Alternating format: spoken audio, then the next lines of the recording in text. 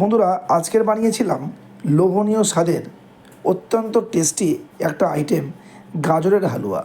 আপনারা প্রত্যেকে বানিয়ে খেয়েছেন, যে কোনো কাজের বাড়ি, বিয়ে বাড়ি, অনুষ্ঠান বাড়ি খেয়েছেন। একদম সেই স্বাদের গাজরের হালুয়া কিন্তু ঘরেই বানাতে পারেন, অতিরিক্ত কোনো আয়োজন ছাড়াই। ঘরে থাকা সম্পূর্ণ উপকরণ দিয়েই কিন্তু গাজরের হালুয়া পারফেক্ট বানিয়ে কিন্তু তাক লাগিয়ে দিতে পারেন আত্মীয় স্বজনকে খাইয়ে বা পরিবারের লোকদের খাইয়ে। তো আজকের বানিয়েছিলাম সেই বিখ্যাত গাজরের হালুয়া, যা আমরার সকলেরই অত্যন্ত প্রিয়। তো বন্ধুরা, এটা বানানোর জন্য বাজার থেকে দুটো তাজা গাজর নিয়ে এসেছিলাম। যদিও গাজরের এখন সিজন নয়, কিন্তু তাজা গাজর কিন্তু বাজারে পাওয়া যাবে।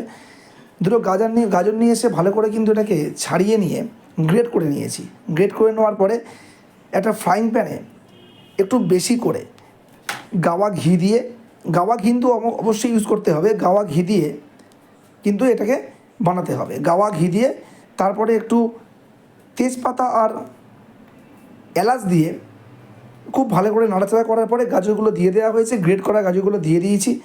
গাজর দিয়ে খুব ভালো করে নাড়াচাড়া করতে তারপরে দিয়ে দিয়েছি চিনি দিয়ে খুব ভালো করে নাড়াচাড়া করতে দিয়ে দেওয়া হয়েছে আমুল স্প্রে দুধ দেওয়ার পরে আরও একটু লিকুইড দুধ দিয়ে দেওয়া হয়েছে একটু বেশি করে, কারণ এই দুধেই কিন্তু পুরো গাজরটা সিদ্ধ হবে।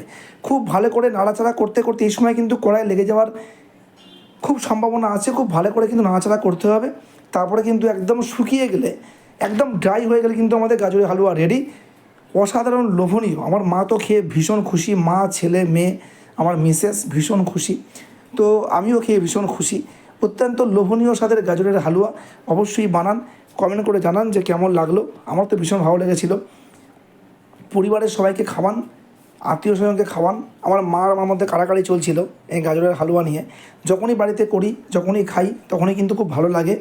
আর বাইরে থেকে কিনে খাবার থেকে ঘরে বানিয়ে খাওয়া কিন্তু অত্যন্ত স্বাস্থ্যকর এবং খাবার কিন্তু অত্যন্ত ভালো। যে কোনো জিনিস ঘরে বানিয়ে খান এবং পরিবারকে